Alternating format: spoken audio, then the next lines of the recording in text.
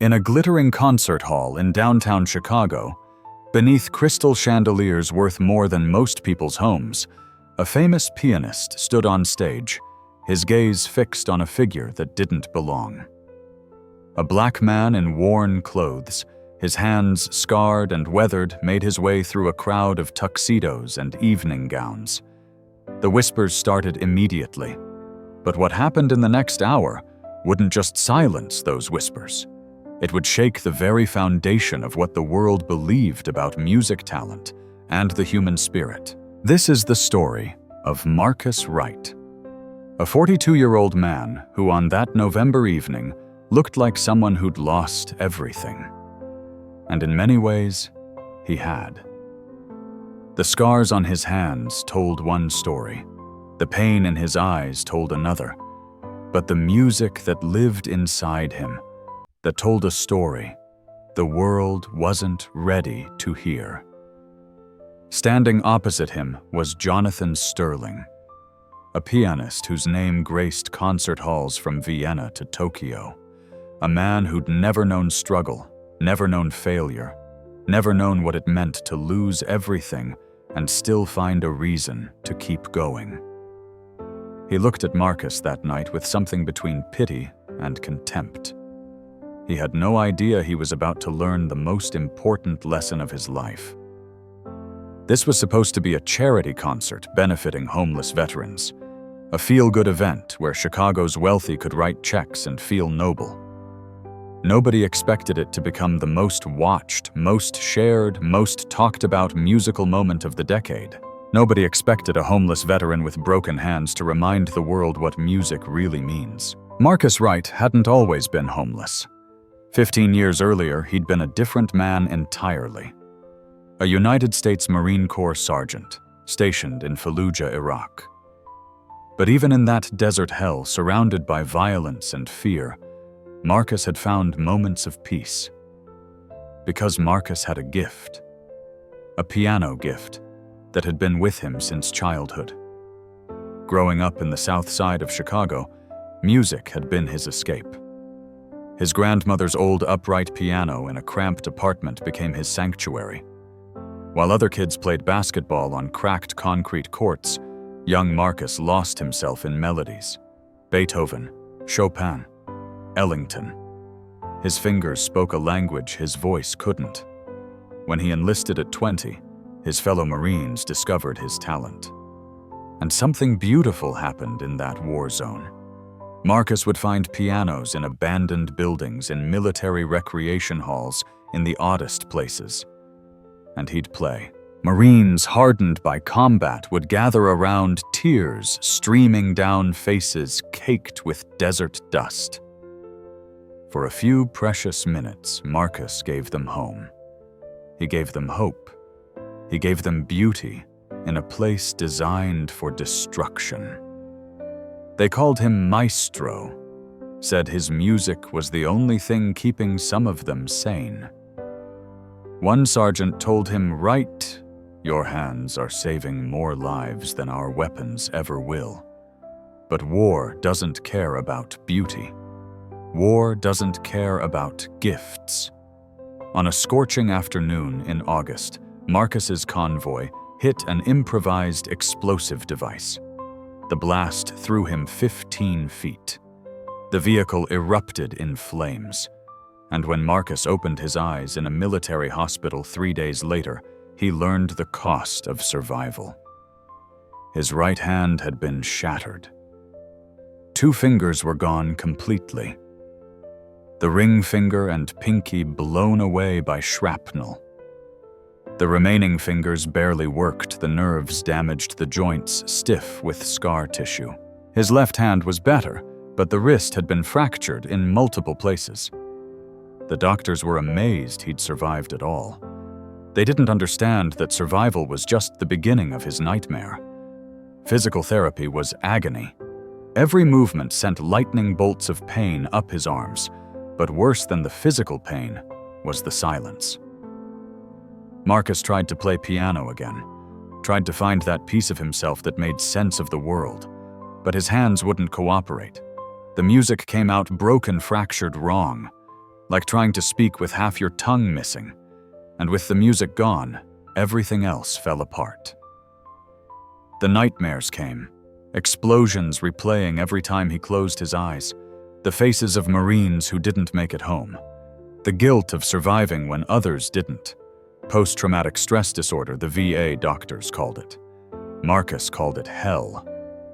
His wife tried to understand. God knows she tried. But watching the man she loved disappear into rage and depression and midnight terrors, after 3 years, she took their daughter and left. Marcus didn't blame her. He'd become a ghost haunting his own life. The jobs came and went. Construction work his damaged hands couldn't handle. Security guard positions he'd lose after panic attacks. Bills piled up.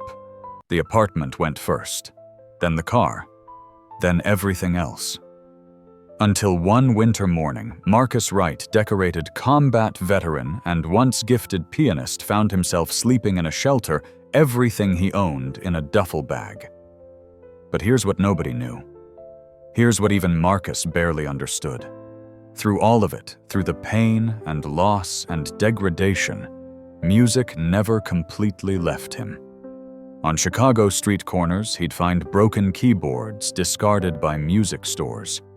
He'd play with his damaged hands, adapting, compensating, finding new ways to make sound. Quarters and occasional dollar bills in an old coffee can. The music was different now. Imperfect. Raw. But perhaps more honest than anything he'd played before. Jonathan Sterling existed in a different universe entirely. Born to a family whose wealth dated back to Chicago's Industrial Revolution, he'd touched his first piano at age 3, not because he wanted to, but because his mother decided he would be extraordinary. And he was. By age 7, he was performing at recitals. By 12, he'd won the Young Artists competition. By 16, he was touring internationally. By 25, critics called him the finest technical pianist of his generation. His fingers moved with mechanical precision. Not a note out of place, not a rhythm imperfect, not a single human flaw. He'd studied at Juilliard, trained with masters in Vienna, performed for presidents and prime ministers. His recordings sold hundreds of thousands of copies.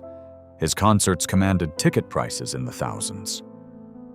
Jonathan Sterling was classical music royalty, and he knew it. But something was missing. His teachers had said it, though never directly. Critics hinted at it in reviews.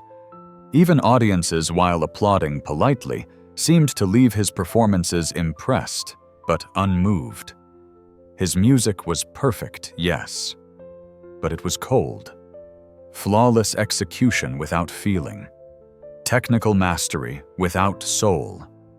Jonathan dismissed such criticism as sentimentality. Music, he believed, was about discipline, about training, about the thousands of hours of practice that separated professionals from amateurs. Talent without technique was just noise. Beauty required control, precision, years of dedication. This was his gospel. This was what he preached to his students at the Chicago Conservatory.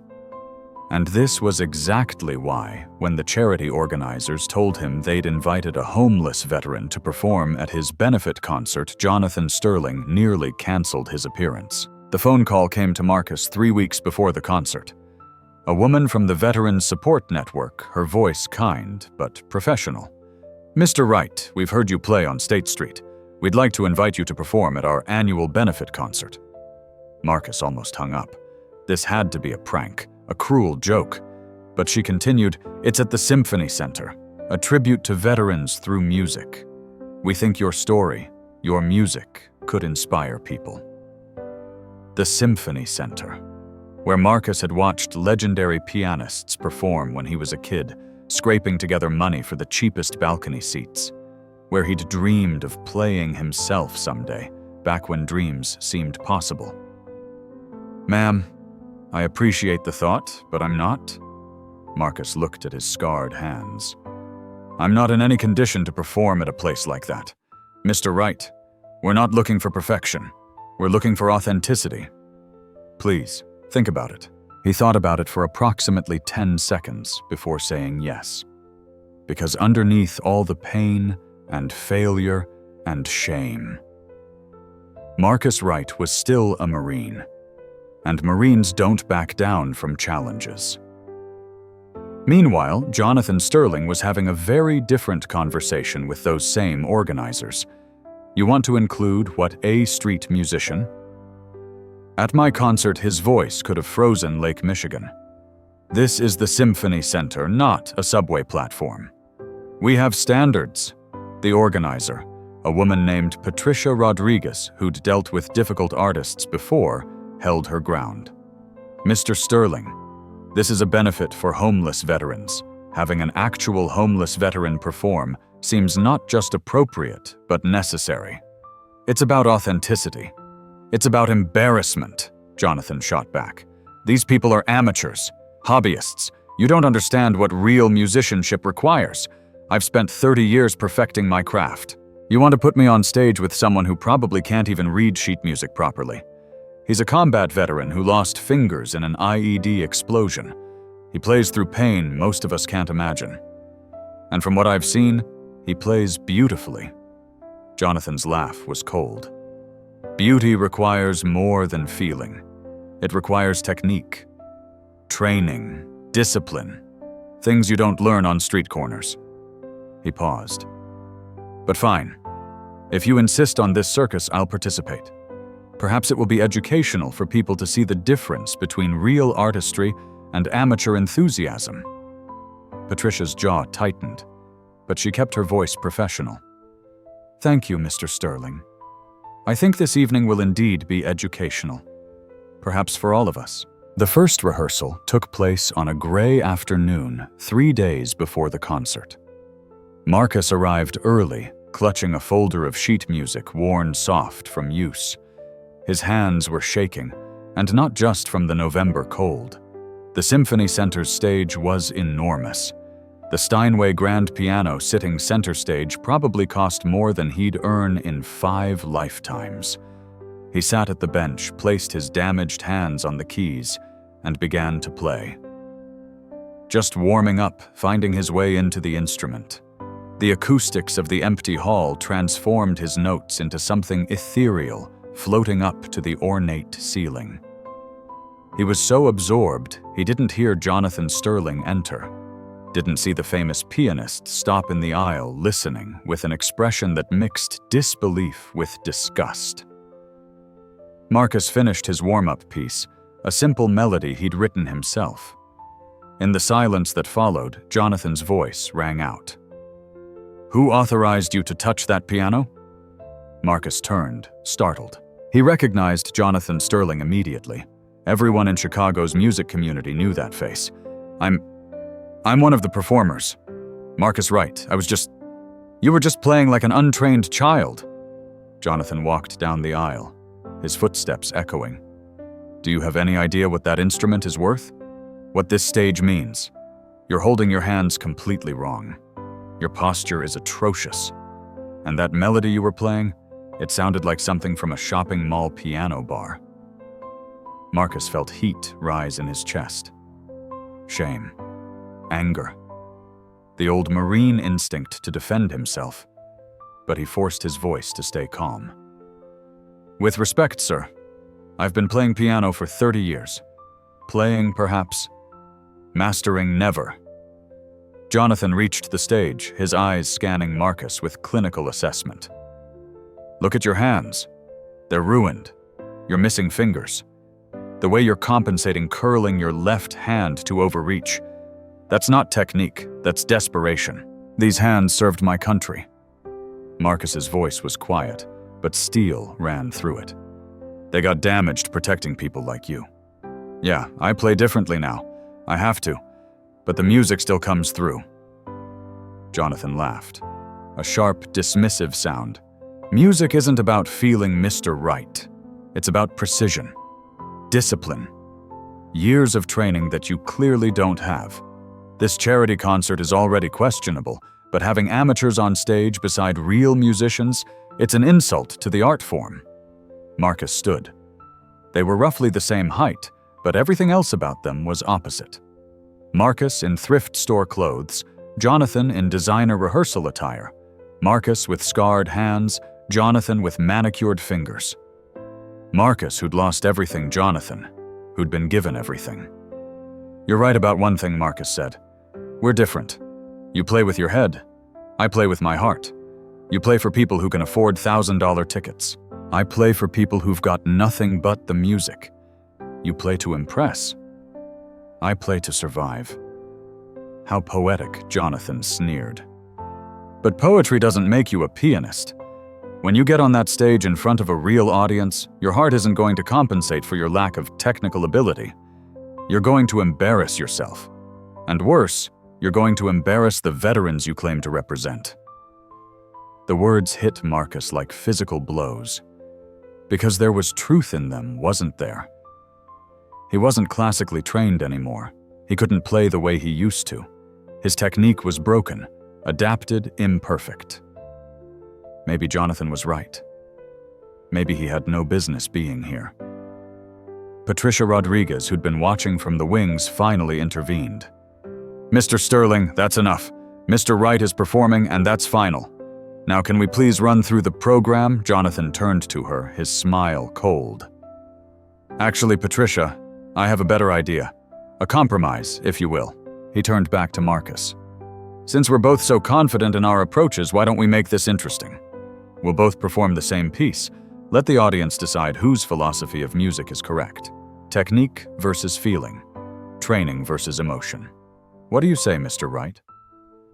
Or are you afraid to be directly compared to a real pianist?" Marcus knew this was a trap. Knew Jonathan was trying to humiliate him. But that same stubborn pride that had gotten him through Marine Corps training, through combat, through years of homelessness, rose up. "Name the piece." Jonathan's smile widened. "Chopin's Etude, Opus 10. Number 12. The Revolutionary Etude. One of the most technically demanding pieces in the classical repertoire. 4 minutes of absolute precision required. Think you can handle it?" Marcus knew the piece. Knew it was nearly impossible even for pianists with perfect hands. Knew Jonathan was choosing it specifically because of Marcus's disability. But he also knew something else. That piece wasn't called revolutionary because of its technique. It was called revolutionary because Chopin wrote it in rage and sorrow after the fall of Warsaw. It was music born from loss, from patriotism, from fury at injustice. It was, in other words, music Marcus understood in his bones. "I'll play it," Marcus said. "Excellent," Jonathan replied. "This should be enlightening. I'll see you at the concert. Do try to practice." He walked off the stage, leaving Marcus alone under the lights. Patricia approached quietly.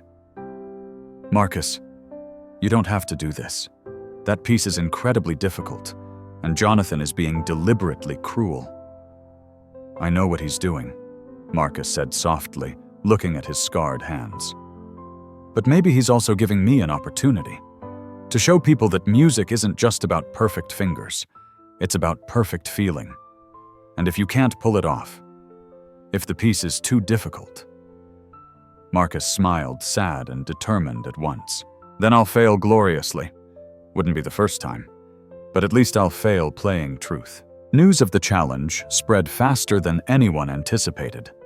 A reporter for the Chicago Tribune had been at the rehearsal gathering quotes for a feel-good story about the charity concert. Instead, she got something far more compelling. The article hit the next morning. Elite pianist challenges homeless veteran to musical duel. The framing was perfect for viral spread. Wealth versus poverty. Privilege versus sacrifice. Technical perfection versus emotional authenticity. Within hours, the story was everywhere. Local news picked it up. National news followed. Social media exploded. Two camps formed immediately. On one side, classical music purists defended Jonathan. Music requires training, they argued. Feeling without technique is just noise. Sterling is teaching an important lesson about respecting the art form. On the other side, a much larger and angrier group saw something different. They saw a rich, privileged artist bullying a disabled veteran. They saw elitism at its worst. They saw someone who'd sacrificed everything for his country being mocked by someone who'd sacrificed nothing. Veteran groups mobilized. Posts went viral showing Marcus's military record. Bronze Star for Valor, Purple Heart, 15 years of service. Photos of young Marcus in dress blues, whole and unbroken. Photos of Marcus now older, scarred, homeless, but unbowed. The concert, originally expected to draw maybe 500 people, sold out in 90 minutes. Scalpers were getting $500 a ticket. News crews requested media credentials. CNN wanted to cover it live. It had stopped being just a charity concert. It had become a referendum on art privilege and what we value as a society. Jonathan, for his part, seemed oblivious to the public relations nightmare. Or perhaps he simply didn't care. In an interview with Classical Music Today, he doubled down. "I have nothing against veterans. I honor their service. But their sacrifice doesn't make them musicians. Marcus Wright is a well-meaning amateur who's been given a platform he hasn't earned. The revolutionary etude requires years of training to execute properly. He's going to fail, and it's going to be painful to watch. I take no pleasure in that, but sometimes reality must be faced." The interviewer asked if he felt he was being too harsh. Jonathan's response became infamous. Kindness isn't always kind. Sometimes real compassion means telling people the truth they need to hear, not the comfort they want. Mr. Wright would be better served finding help for his obvious struggles than pretending he can compete with professional musicians. This performance will prove that once and for all. Marcus, staying at a veterans shelter, mostly avoided the media circus, but a local news crew found him on his corner playing his broken keyboard for change.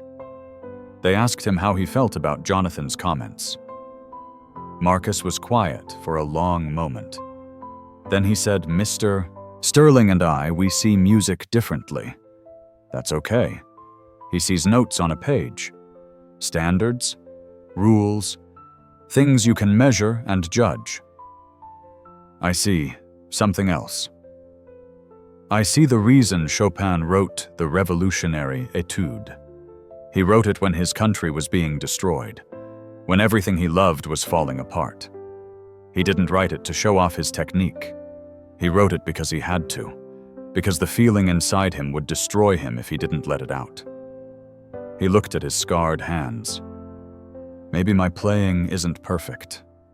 Maybe by Mr. Sterling's standards, I'm not a real musician. But I know what Chopin felt when he wrote that piece, because I've felt it too. When your world explodes around you. When everything you are gets taken away. When music is the only language left that can express what's inside you. So, yeah, I'm going to play on Saturday. Not to compete with Jonathan Sterling. Not to prove I'm better. Just to let the music speak. And if people hear it, really hear it, then maybe something good comes from all this. And if they don't," he shrugged. "Then I go back to my corner.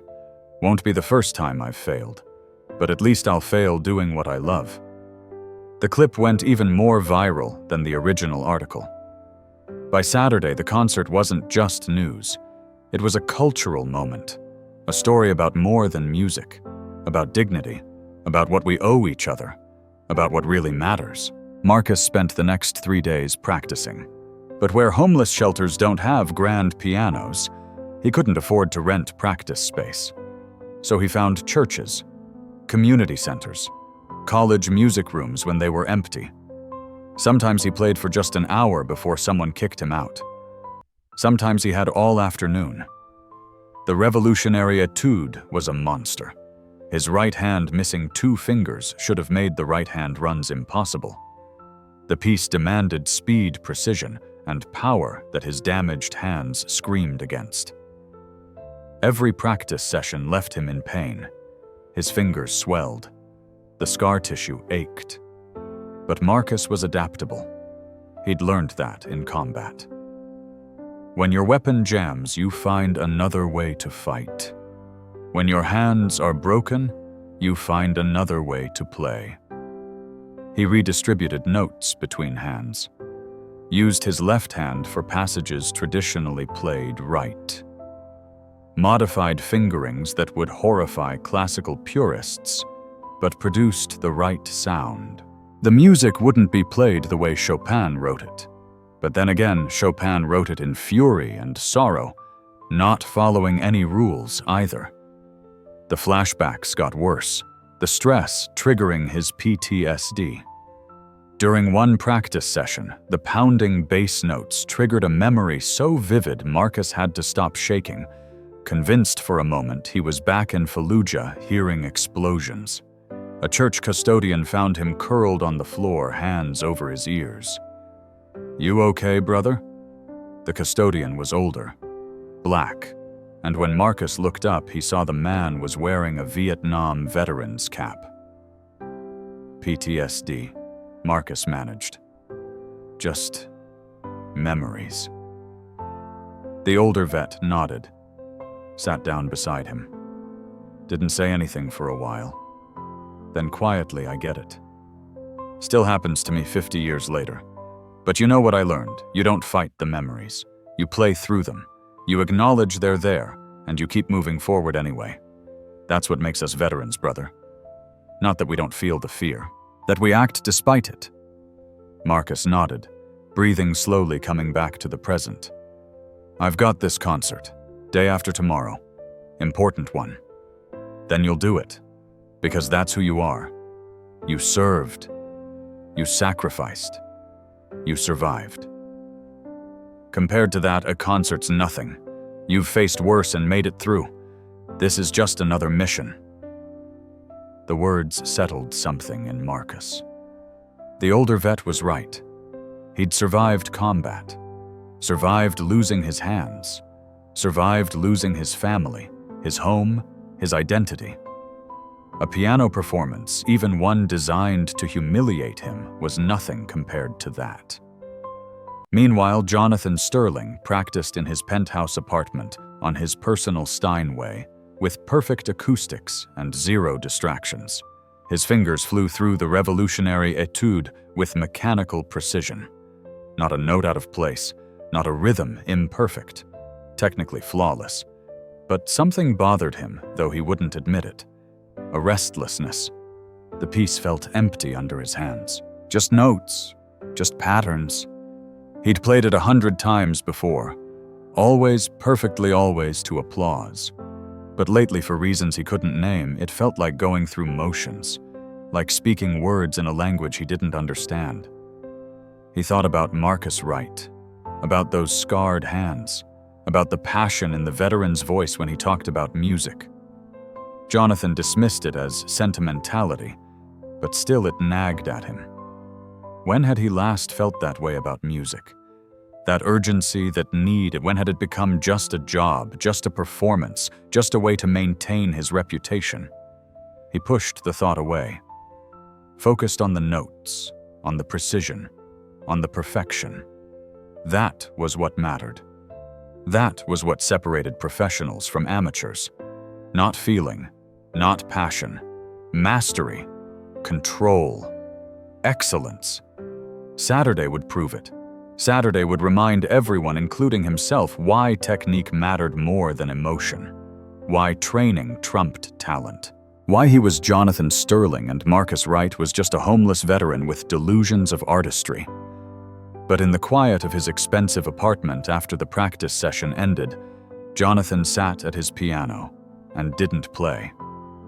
Just sat there, thinking about something he couldn't quite name, something missing, something he'd maybe never had, or had once, and lost so long ago he'd forgotten what it felt like. Saturday came cold and bright November sun glinting off Lake Michigan. The Symphony Center filled hours before the concert began. The crowd was unlike any the venue had seen. Yes, there were the usual subscribers in their finery, wealthy donors in tuxedos and gowns, but there were also veterans. Dozens of them, hundreds of them. Old men in worn VFW jackets, younger vets in desert camouflage, disabled veterans in wheelchairs, homeless vets in their cleanest clothes given free tickets by advocacy groups. Outside protesters held signs, some supporting Marcus veterans deserve respect. Music has no rules. Empathy over elitism. Others supporting Jonathan protect classical music standards. Technique matters. Support professional artists. Media everywhere. Cameras, reporters, satellite trucks. What had started as a local charity event had become national news. The cultural divide that had been growing in America.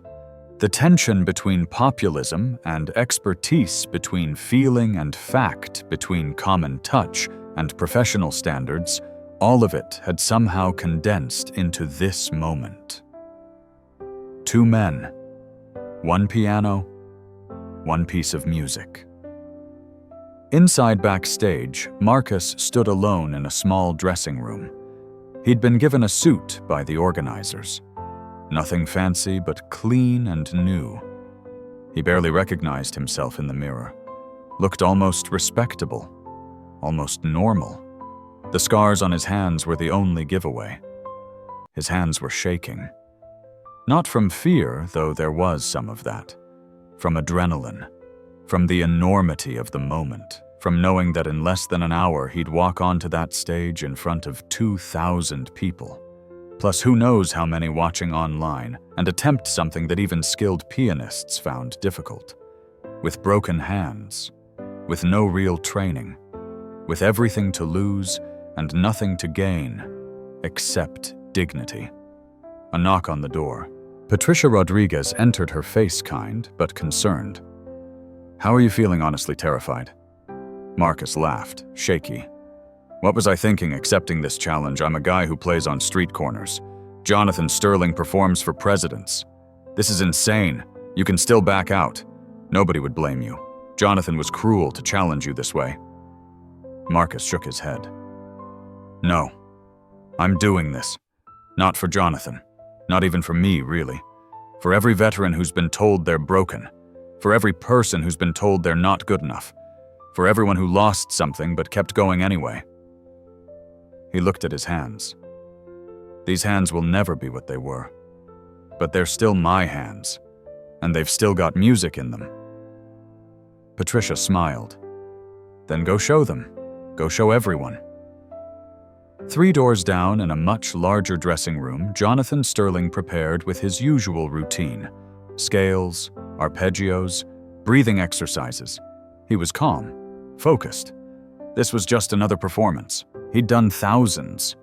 But when his assistant knocked to give him the 5-minute warning, Jonathan found himself asking, "What's the crowd like? Packed?"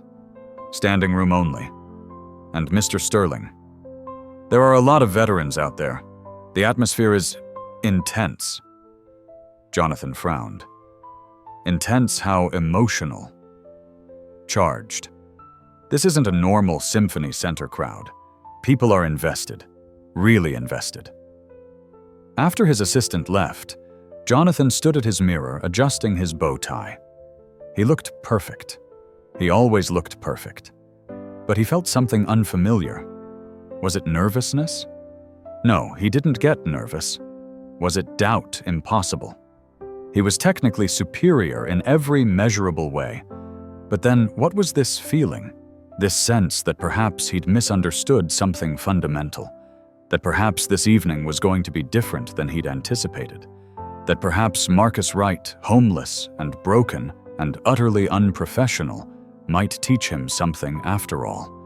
He dismissed the thought, focused on his breathing, on his hands, on the music.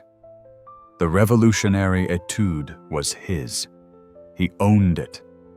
He would play it perfectly as he always did, and this circus would finally end. The concert began with the usual formalities. Welcome speeches, Thank yous to donors. Explanation of the veterans' programs being supported. The crowd was restless, polite, but clearly waiting for the main event. Everyone knew why they were really here. Finally, Patricia took the microphone. Ladies and gentlemen, we have something special tonight. Two extraordinary pianists will perform Chopin's Revolutionary Etude, Opus 10, number 12. First, please welcome performing for us numerous times, Jonathan Sterling. The applause was respectful but reserved. Jonathan walked onto the stage, perfectly composed, perfectly presented. He sat at the Steinway, adjusted the bench with precise movements, placed his hands on the keys. Paused for exactly the right amount of time. Then he began. From the very first notes, there was no question of his technical mastery. His fingers flew across the keys with impossible speed, hitting every note with crystalline clarity. The left-hand runs that gave most pianists nightmares, Jonathan executed with machine-like precision. The loud, pounding bass notes that represented artillery fire in Chopin's original vision rang out perfectly, measured, perfectly timed. It was flawless, absolutely flawless. Every dynamic exactly as marked in the score, every phrase shaped with textbook correctness. Every technical demand met with ease. This was playing at the highest possible level of classical music achievement. Years of training, decades of practice, all on display in 4 minutes of stunning technical execution. The audience watched, impressed. How could they not be? It was like watching an Olympic athlete, every muscle perfectly controlled, every movement economically exact. Jonathan's face remained calm, throughout occasionally showing the slight strain of particularly difficult passages, but mostly serene. This was easy for him. Child's play, really. The final crescendo built with mathematical precision. Each note adding exactly the right amount of volume. The tension increasing in perfect increments until the last chord struck with definitive power. Held for exactly the prescribed length. Released. Silence. Then applause, respectful, appreciative applause. People knew they'd witnessed technical mastery. The classical music subscribers nodded to each other. Yes, this was what proper musicianship looked like. This was what standards meant. This was the result of training, of discipline, of doing things the right way. But something was missing. You could see it in the faces. Admiration without connection. Respect without feeling. It was like watching a perfect diamond behind glass. Beautiful, yes. Impressive, certainly. But cold. Untouchable. Without warmth or life or humanity. A music critic in the fourth row would later write Jonathan Sterling's performance was technically perfect. He executed every note with precision that bordered on superhuman. And yet I felt nothing. It was like listening to a computer play music. Correct, but lifeless. All the notes, none of the meaning. But Jonathan didn't see that. Didn't feel that. He rose from the piano bench, bowed to polite applause, and walked off stage with complete confidence. He'd proven his point. He'd shown what real musicianship looked like. Now Marcus Wright would follow with his amateur attempt, and the contrast would be devastating. The world would see the difference between a professional and a pretender. In the wings, Patricia waited for him. That was technically perfect, Mr. Sterling. Jonathan heard the word she emphasized. Technically. But he chose to ignore the implication. Thank you. Now let's see if Mr. Wright can manage to get through the piece without embarrassing himself. I think Patricia said quietly, you might be surprised. Jonathan smiled. I very much doubt that. Patricia returned to the microphone. The crowd shifted, the energy changing from respectful attention to something more primal. Anticipation. Tension. hope and fear mixed together. This was the moment everyone had been waiting for. Ladies and gentlemen, our next performer is Marcus Wright. Marcus is a United States Marine Corps veteran who served multiple tours in Iraq. He was wounded in action, receiving the Purple Heart and Bronze Star. Despite significant injuries to his hands, Marcus has continued to pursue his love of music. Please welcome him to the stage. The applause was different, louder, warmer, more emotional. Veterans in the audience stood immediately, bringing others to their feet. A standing ovation before a single note had been played. Not for musical achievement, but for service, for sacrifice, for courage. Marcus walked onto the stage, and the audience could see it all. The limp from shrapnel wounds in his leg. The scars visible on his hands even from the back row. The suit that didn't quite fit right. The expression that mixed determination with absolute terror. This was not a polished professional. This was a man way out of his comfort zone doing something impossibly difficult for reasons that had nothing to do with ego. He reached the piano, sat on the bench. The stage lights were hot and bright. The crowd was a mass of faces and expectations. He could feel Jonathan Sterling watching from the wings, probably smiling, waiting for the inevitable failure. Marcus looked at his hands, scarred, incomplete, damaged. Hands that had held weapons, had pulled wounded Marines to safety, had been shattered by an explosion meant to kill him. Hands that had lost so much, but somehow still found music. He placed them on the keys, the familiar smooth coolness of ivory under his fingertips. This piano was worth more than anything he'd ever owned. This stage was a place he'd once dreamed of, but never thought he'd reach. This moment was impossible, and yet here he was. Marcus closed his eyes, took a breath, and stopped thinking about Jonathan Sterling. Stopped thinking about the crowd, stopped thinking about his limitations. Instead, he thought about Warsaw falling, about Chopin far from home, hearing that his city was being destroyed, about the rage and sorrow and helplessness of watching your world burn. He thought about Fallujah, about the explosion, about waking up and learning he'd lost pieces of himself he'd never get back, about the years of pain that followed, about losing his family, his home, his identity, about nights on Chicago streets, cold and forgotten, wondering if he'd been wrong to survive at all.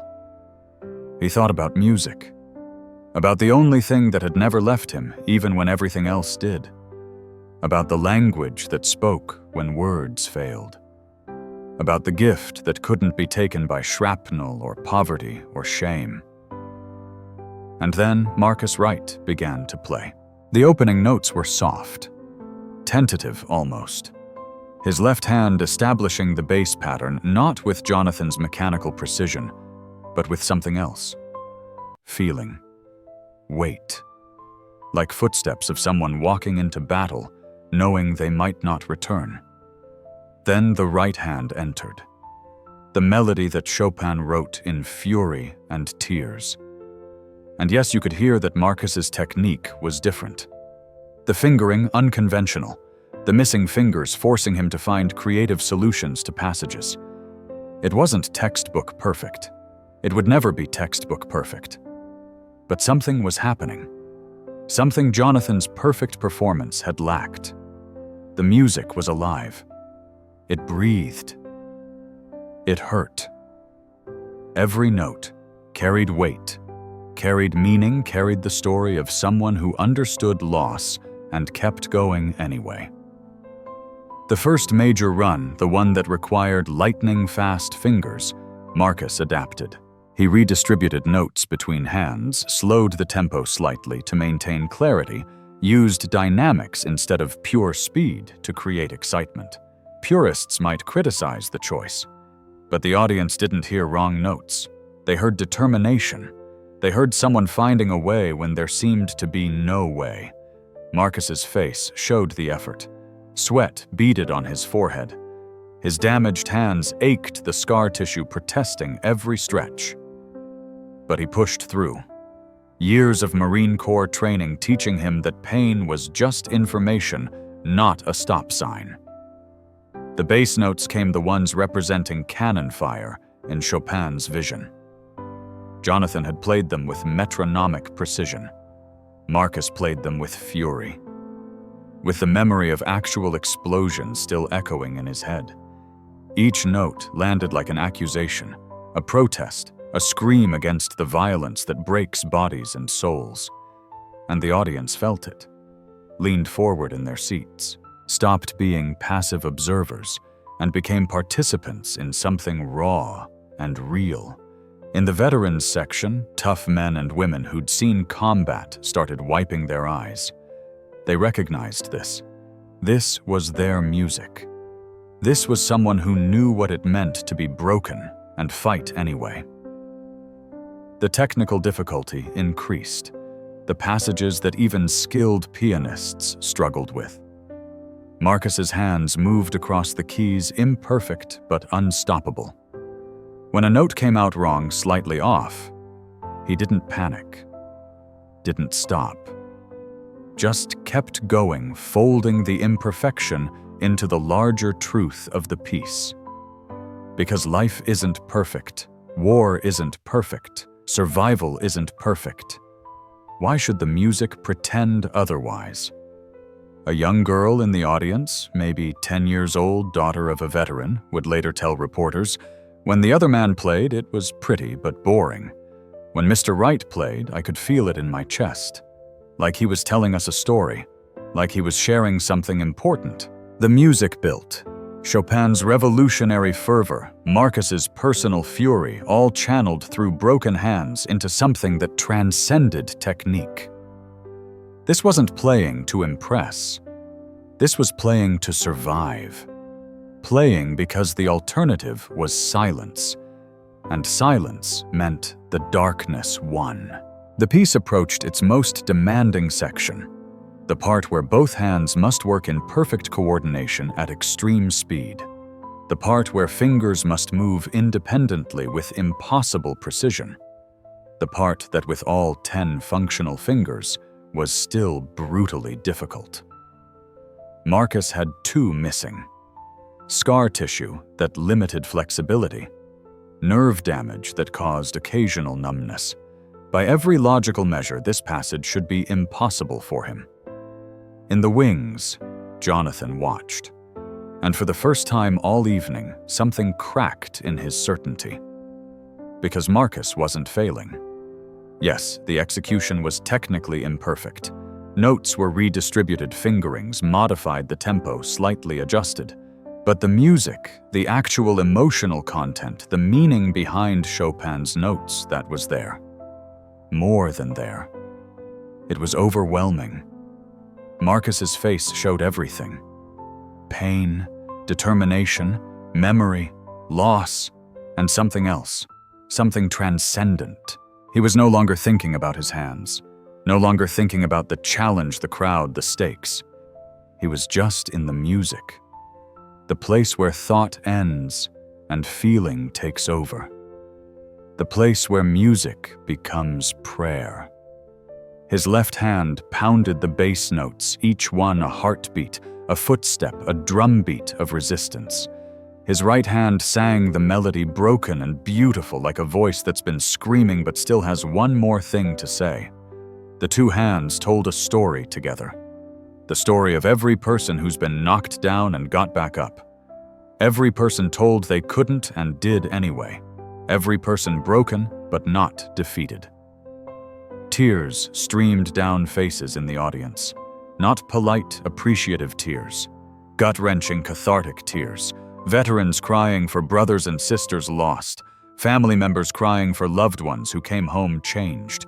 Even civilians, people who'd never worn a uniform, crying because they recognized something universal. The human spirit refusing to quit. In the front row, a 4-star general who'd planned to stay stoic found himself openly weeping.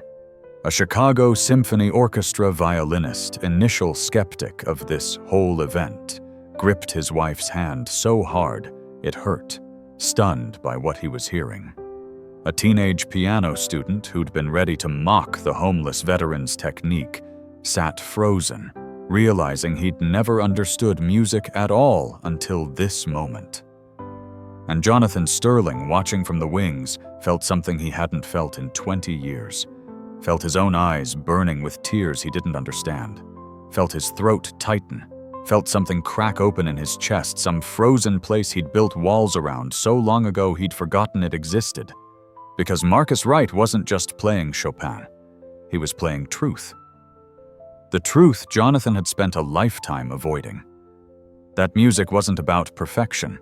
It was about honesty. It wasn't about control. It was about surrender. It wasn't about impressing people. It was about connecting with them. About breaking open your chest and showing people your heart, even if it's scarred and damaged and imperfect. The final crescendo approached. The impossible ending that required both hands to reach maximum power simultaneously. The passage that broke lesser pianists, even with fully functional hands. Marcus's hands were shaking. Now the pain intense, the physical limits nearly reached. But pain was old news. Pain was just another enemy.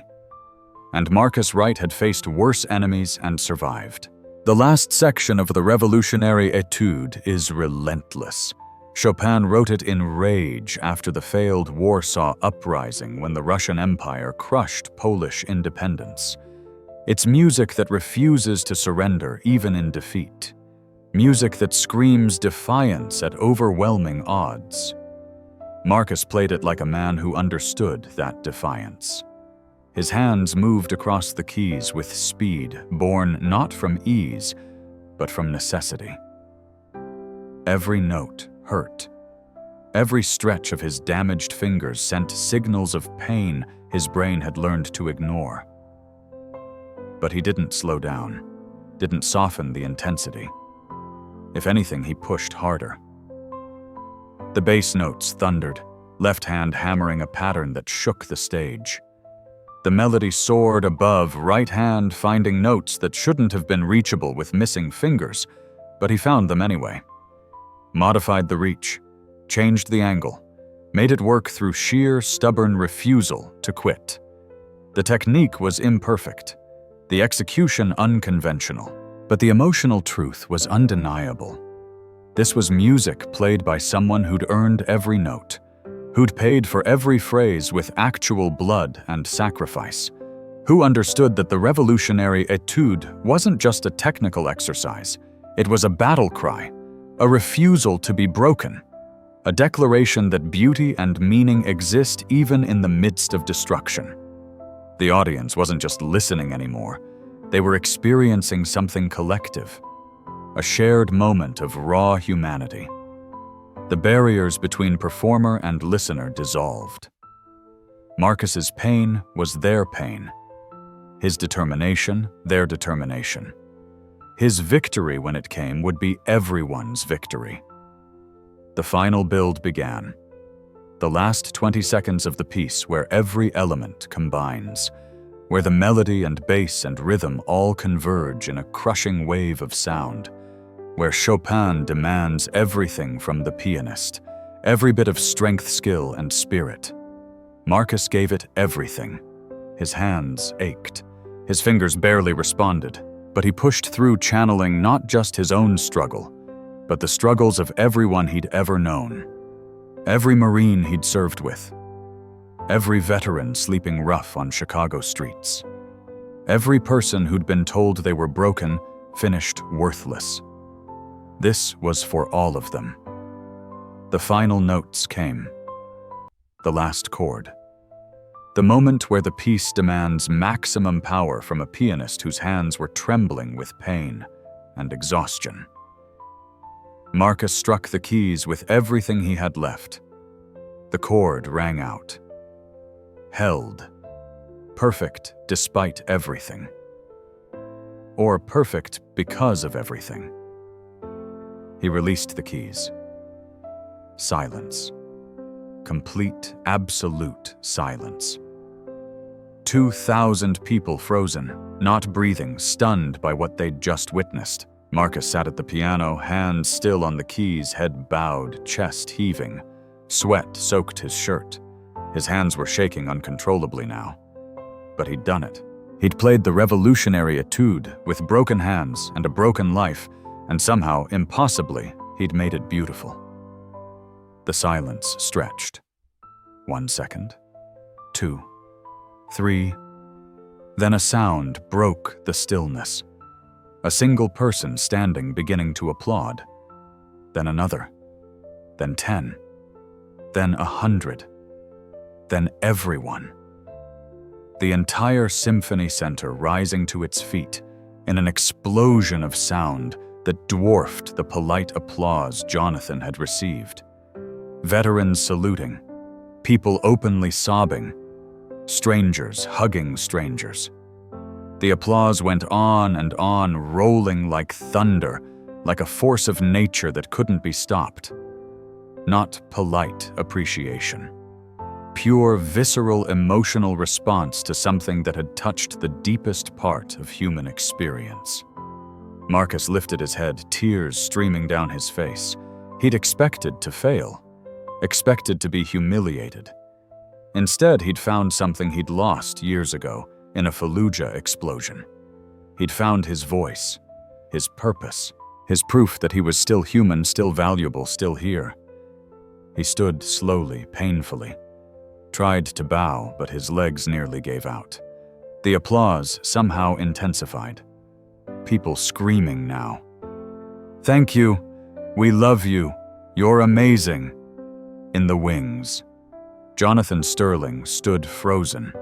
He was supposed to walk out now, the two performers together for the final bow. But he couldn't move. Couldn't process what he'd just witnessed. His perfect performance, technically flawless, had been what? Not wrong, exactly, but utterly overshadowed. Made irrelevant. Because Marcus had done something Jonathan had forgotten how to do. Marcus had meant it. The applause continued for 3 full minutes. An eternity in performance time. Marcus stood on stage, overwhelmed, unable to fully process the response. He'd walked onto this stage expecting humiliation. Expecting to be exposed as the fraud Jonathan Sterling claimed he was. Instead, he was being celebrated not despite his brokenness, but somehow because of it. People weren't applauding perfect technique. They were applauding truth. Courage. The refusal to let circumstances define limits. They were applauding every time they'd been knocked down and got back up. Every time they'd been told they couldn't and did anyway. Marcus had become in that moment a symbol for everyone who'd ever struggled and persevered. Patricia Rodriguez walked onto the stage, tears streaming down her face, and gently guided Marcus to the wings. He needed help walking the adrenaline crash, hitting him hard, his hands cramping painfully. But he was smiling. Actually smiling. When was the last time he'd smiled like this? Years. Lifetimes. Backstage veterans waited. Men and women who'd served, who'd sacrificed, who'd come home to a country that often forgot them. They surrounded Marcus, not speaking much, just being there. One old Vietnam vet, the same man who'd found Marcus during his panic attack, gripped his shoulder. "You did us proud, son. You did us all proud." But then someone else entered the backstage area. Jonathan Sterling, the crowd noise still thundering from the concert hall. He walked slowly toward Marcus, his expression unreadable. The veterans tensed, protective, ready to defend Marcus from whatever condescending comment was coming. This privileged, arrogant pianist who'd mocked one of their own. Whatever he had to say, it better be respectful, or there would be problems. Jonathan stopped a few feet away. He and Marcus locked eyes. For a long moment, neither spoke. Then Jonathan Sterling did something no one expected. He extended his hand. And when he spoke, his voice cracked with emotion. "Mr. Wright, I owe you an apology, not a small one, a profound one." Marcus, stunned, took his hand. Jonathan's grip was firm, but trembling slightly. "I've spent 30 years playing piano." Jonathan continued his words, coming with difficulty, like admitting something painful. "I've performed in the greatest concert halls in the world. I've played for presidents and royalty. I've won every award classical music offers. And tonight, with your broken hands and your unconventional technique and your complete lack of formal training, you taught me something I should have learned decades ago." He paused, fighting for composure. The other veterans watched, skeptical but curious. Patricia stood nearby, hardly breathing. "Music isn't about perfection," Jonathan said. "I've believed that my whole life. I've built my entire career on that belief. Precision, control, technical mastery. Those were my gods. But tonight I watched you play and I realized I've been wrong. Music isn't about perfect execution. It's about perfect honesty." Tears ran openly down his face now. This man who'd spent a lifetime maintaining composure, maintaining superiority, was breaking open in front of everyone. "You played that piece like someone who understood what Chopin felt when he wrote it. Because you felt it too, haven't you? The loss, the rage, the determination to keep going even when everything's been taken from you. I've played the revolutionary etude 1,000 times, always perfectly, always technically flawless. But I never once felt what it actually meant.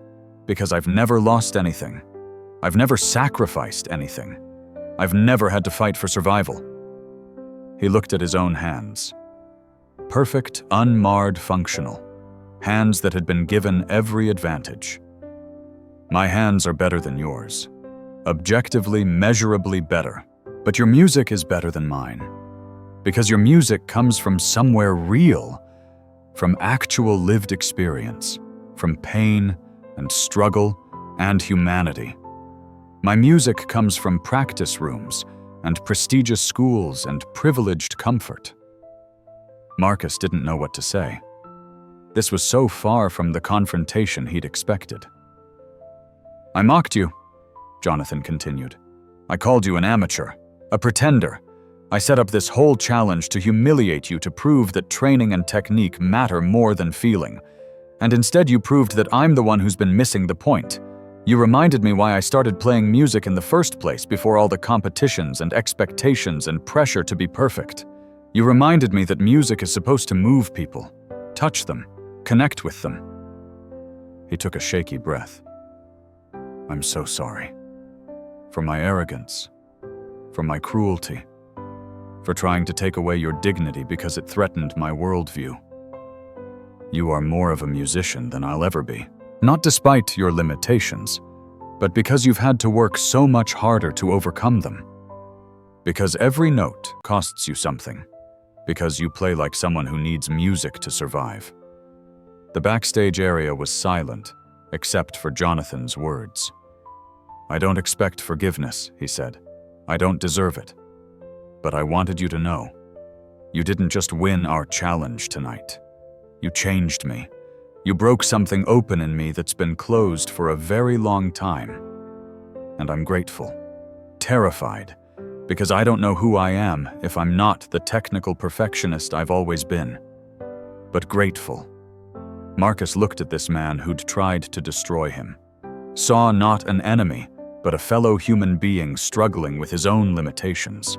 Saw someone who'd just had their entire worldview shattered and was trying painfully to build something new from the pieces. And Marcus Wright, who'd learned forgiveness the hard way in the trenches and streets and homeless shelters, found himself saying, "We both learned something tonight, Mr. Sterling. You learned that music needs heart. I learned that I'm still capable of things I thought I'd lost. Maybe we're both better for it." Jonathan's face crumpled. He gripped Marcus's hand with both of his own. "Thank you," he whispered. "Thank you for showing me what I'd forgotten. Or maybe what I never knew in the first place." Patricia stepped forward, her voice gentle. Gentlemen, the audience is waiting. They want to see you both, together. Jonathan looked at Marcus. I know I don't deserve to share that stage with you, but… Marcus smiled. Tired, pained, but genuine. We're musicians, right? Let's give them a show. They walked back on stage together. Marcus, limping, exhausted. Jonathan, subdued, transformed. The audience erupted again, somehow finding even more energy. But this time it was different. This time they were celebrating something larger than one performance. They were celebrating reconciliation, humanity, the possibility of change. The video of Marcus's performance was online before the concert ended. Someone had recorded it on their phone, posted it to social media. Within an hour, it had 100,000 views. By morning, 10 million. By the end of the week, it had been shared 50 million times worldwide. It became more than viral. It became cultural. Everyone had an opinion. Classical music purists debated whether technique or emotion mattered more. Disability advocates celebrated Marcus as proof that limitations don't define capability. Veterans groups rallied around the story of a brother who'd been written off but refused to quit. Musicians of all kinds discussed what real musicianship meant, but the most powerful responses were personal. Thousands upon thousands of comments from people who'd watched the video and felt something shift inside them. I've been depressed since losing my job. This reminded me I'm not finished yet. I'm a teacher who was told I'm too old to matter. Marcus just proved age and circumstance don't define worth. My son came back from Afghanistan different, struggled. This helped me understand what he's fighting for every day. I play violin with arthritis. I thought I had to quit. Now I know I just need to adapt. The story spread beyond music. News outlets covered it as a cultural moment. Think pieces appeared. What Marcus Wright teaches us about meritocracy. When perfection misses the point. The veteran who reminded America about grace. Major media outlets requested interviews. Marcus, still homeless, still struggling. Suddenly found himself fielding offers from talk shows, documentaries, record labels. It was overwhelming, disorienting. He'd walked onto that stage expecting nothing and walked off into a completely different life. But the most significant change was quieter, more personal. Jonathan Sterling, famous pianist, man of privilege and perfection, did something unprecedented. He announced he was taking 6 months off from performing. To remember why I became a musician, his statement read, "To reconnect with what matters." I've been playing music for 30 years without really hearing it. That needs to change. He then did something even more surprising. He established the Marcus Wright Fund for veteran musicians, donated $2 million as seed money.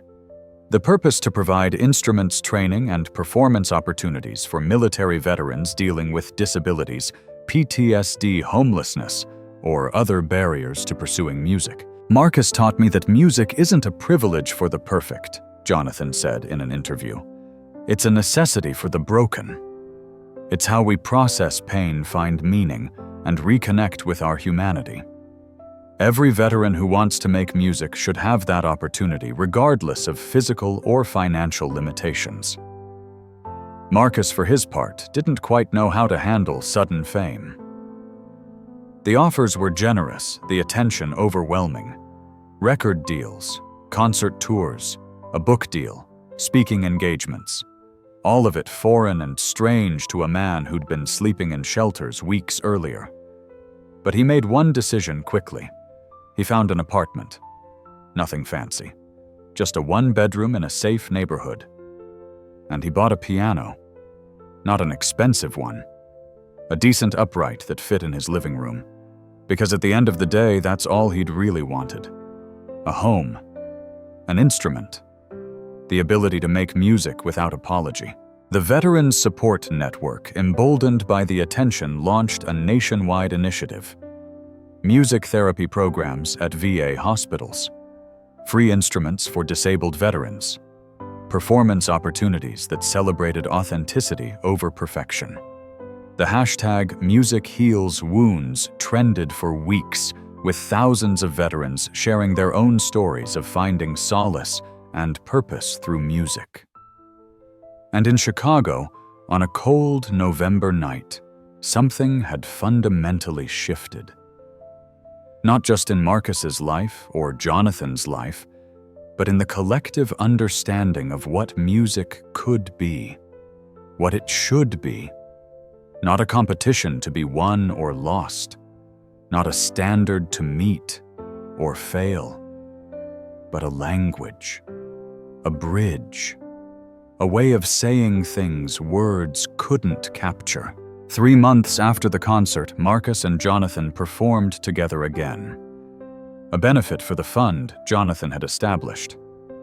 But this time, there was no competition, no challenge, just two musicians, different but complementary, sharing a stage and sharing music. Jonathan played first, the same revolutionary etude, but different now. Still technically proficient, but softer somehow, more vulnerable. He'd spent 3 months relearning how to play, not for audiences, but for himself. Not to impress, but to express. The difference was subtle, but unmistakable. The music breathed now. It felt human. Then Marcus played, a piece he'd written himself, called it Fallujah Dreams. It was about loss and survival and the long journey back to hope. It wasn't technically demanding, didn't need to be. It just needed to be true. And it was. When they finished, the applause was warm, but not frenzied. This wasn't about viral moments or cultural phenomena. This was just music. Just two people communicating in the oldest language humans have. And that was enough. After the concert over coffee, in a quiet backstage room, Jonathan asked Marcus, "Do you ever regret it? Taking my challenge? You could have ignored me, avoided the whole confrontation." Marcus thought about it. "I regret that it took someone trying to humiliate me to find my voice again, but I don't regret the outcome. Before that night, I thought I was finished. Broken beyond repair. You challenged me, yeah, but you also gave me a reason to prove I still mattered. Not to you, to myself." "I've been thinking," Jonathan said carefully, "about perfection. I spent 30 years chasing it. Thought it was the goal. But perfection in music is like perfection in life. It doesn't exist. And even if it did, it would be boring.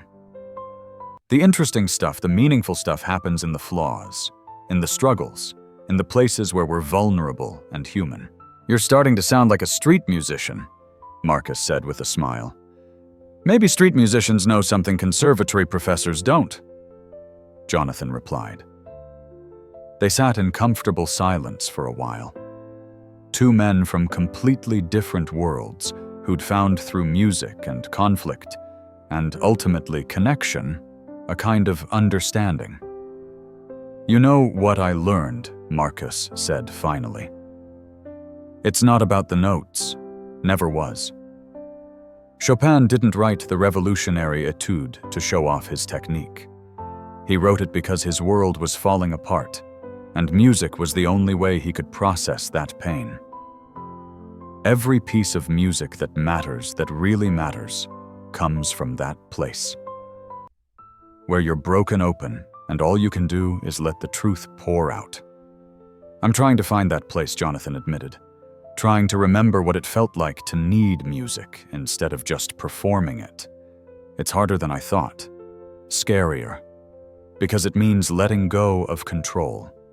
Letting go of perfection. Just being honest even when honesty is messy and imperfect.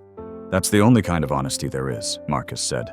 "Messy and imperfect, but real." So here's the thing about this story. It's not really about piano. It's not even about music, not entirely. It's about something bigger, something we all need to remember in a world that's increasingly divided between those who have and those who don't, those who succeed and those who struggle, those who appear perfect and those who are visibly broken. It's about dignity, about recognizing that every person, regardless of their circumstances, regardless of their limitations, regardless of how they measure up to conventional standards, has something valuable to offer, has a voice worth hearing, has a story worth sharing. Marcus Wright played piano with damaged hands and showed us that limitations don't define capability. They just require adaptation. Creativity. Courage. Jonathan Sterling had perfect hands and showed us that perfection without humanity is empty. That technique without truth is just noise. Together, they showed us that we need both. We need the discipline and training that Jonathan represents, but we also need the raw authenticity and hard-won wisdom that Marcus represents. We need structure and spontaneity, excellence and empathy, standards and soul. If this story moved you, if it reminded you of something you'd forgotten or taught you something new, then maybe consider this: who are the Marcus Wrights in your life?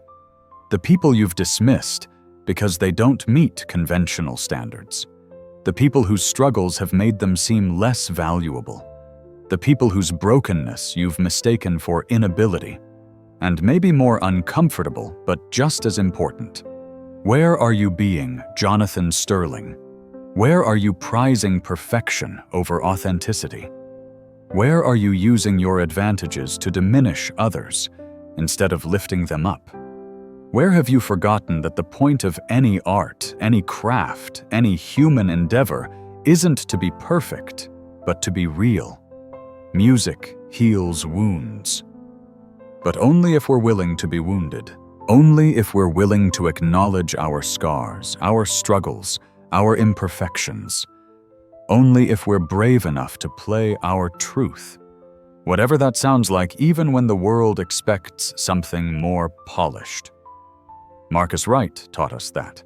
A homeless veteran with broken hands and an unbreakable spirit. He didn't just play piano that night in Chicago.